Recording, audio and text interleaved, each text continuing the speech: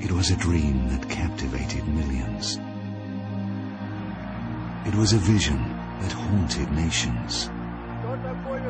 It was mankind's greatest desire, until the day it became a reality.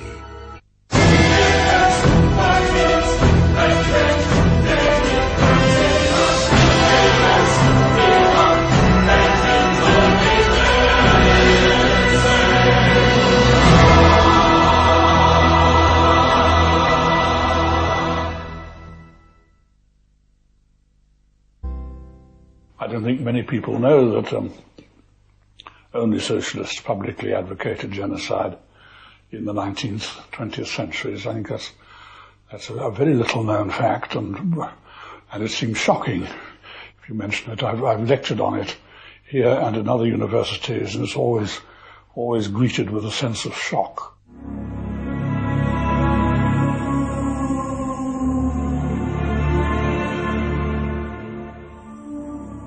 First appeared in January 1849 in Marx's journal Neue Rheinische Zeitung.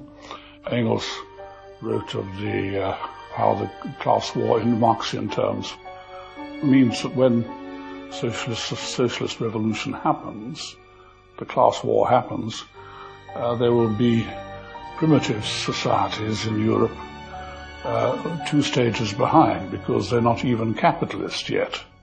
And he had in mind the Basques and the Bretons and the Scottish Highlanders and the Serbs, and he calls them racial trash, Völkerabfälle, racial trash, and they will have to be destroyed because, being 2 stages behind in the historical struggle, it will be impossible to bring them up to the point of being revolutionary. He spoke about the vulgarity and dirtiness of Slavic people, you see. And he thinks, for instance, that Poland has no reason to exist. The classes and the races, too weak to master the new conditions of life, must give way. They must perish in the revolutionary Holocaust. Karl Marx. Marx began it. He was the ancestor of modern political genocide, and I don't know that any European thinker of the modern period before Marx and Engels ever publicly advocated racial extermination. I can't find anything earlier, so I presume it starts with them. The teachings of Marx and Engels were carefully studied by Lenin, the man who established the first Marxist country on earth. 1 year after Lenin's death in 1924, the New York Times published a small article, which at the time went almost unnoticed. It was about some newly established party in Germany.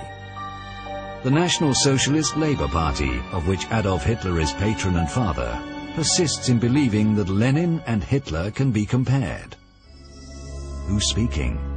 A certain Dr. Goebbels. On the speaker's assertion that Lenin was the greatest man, second only to Hitler, and that the difference between communism and the Hitler faith was very slight, a faction war opened with whizzing beer glasses. Amazing. The future Nazi propaganda minister Goebbels was openly declaring that the difference between Lenin's communism and the Hitler faith was very slight. As we read, it didn't go down well with potential voters, so the Nazis changed their tactics.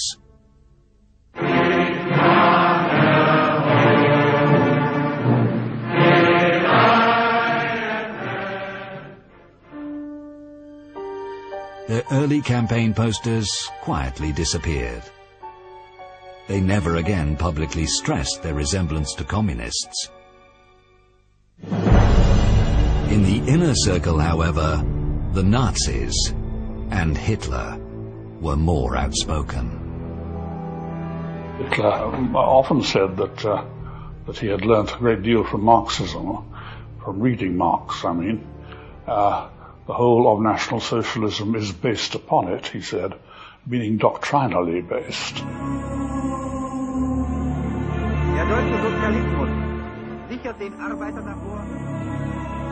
People keep forgetting that Nazi regime in Germany was also socialist.